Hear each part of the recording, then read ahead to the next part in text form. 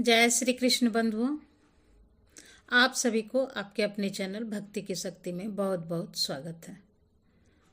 आज के इस वीडियो में बात करेंगे प्रदोष व्रत उद्यापन कब करना चाहिए, किस पक्ष में करना चाहिए, उद्यापन करने की विधि क्या है, उद्यापन में कौन कौन से सामान लगता है और कौन कौन सा सामान का दान किया जाता है।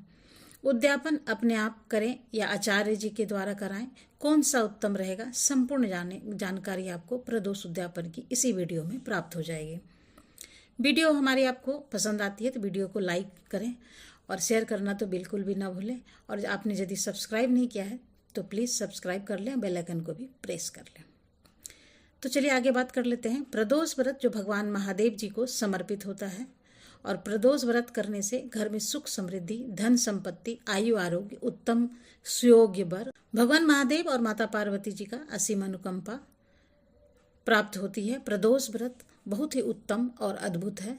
ये दोनों पक्षों में पड़ता है, अर्थात माह में 2 बार, एक कृष्ण पक्ष और दूसरा शुक्ल पक्ष में, दोनों पक्षों का व्रत किया जाता है। अब बात यहाँ पे आती है कि प्रदोष व्रत का उद्यापन कैसे करें।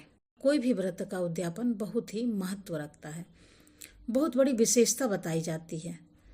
जैसे अपनी सामर्थ्य हो, जैसा हमारा सामर्थ्य हो, उसी हिसाब से हमें उसका उद्यापन करना चाहिए। उद्यापन की विधि बहुत बड़ी है। आचार्य जी के द्वारा बुलाकर विधिवत पंचोपचार से पूजन अर्चना वर्धन किया जाता है और यज्ञ किया जाता है, तब व्रत का उद्यापन किया जाता है। लेकिन इतनी बड़ी पूजा हम नहीं कर सकते हैं, तो क्या हम व्रत का उद्यापन नहीं कर सकते हैं? उद्यापन करने का अधिकार हम नहीं है? हमारा व्रत अधूरा रह जाएगा? ऐसा नहीं है। पूजन पाठ, व्रत, अनुष्ठान, यह श्रद्धा भक्ति की बात होती है, विश्वास की बात होती है। जो हमारे पास सामर्थ्य है हम उसी में भगवान को समर्पित करके भगवान अपनी गलती का क्षमा मांग लेंगे। व्यक्ति का भाव देखते हैं, किस उद्देश्य से, किस भाव से यह पूजन कर रहा है।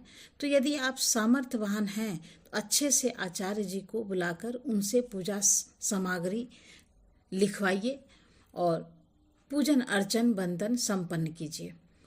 अब अपने आप कैसे उद्यापन करें, ध्यान थोड़ा दीजिए, आपको समझ में आ जाएगा। जिस दिन प्रदोष व्रत हो, जैसे आप पूजन करते हैं, स्नान आदि करके स्वच्छ साफ वस्त्र पहनते हैं, अपने पूजा मंदिर में एक आसन लगाकर बैठ जाइए, हाथ में अक्षत जल पुष्प लेकर पहले संकल्प करिए कि हे भगवान, आज मैं इस माह में इस पक्ष के प्रदोष व्रत कर रहा हूँ या कर रही हूँ। भगवान, आप मैं इस व्रत का उद्यापन भी करूँगा या करूँगी। हे भगवान, हमें अपनी शक्ति, अपनी भक्ति, अपनी असीम अनुकंपा प्रदान करना है। ऐसा बोलकर लिया जल पुष्प भगवान के पास छोड़ दीजिए। जैसे आप पूजन करते हैं वैसे आप पंचोपचार से धूप दीप नैवेद्य आदि से भगवान का पूजन अर्चन वंदन कर लीजिए।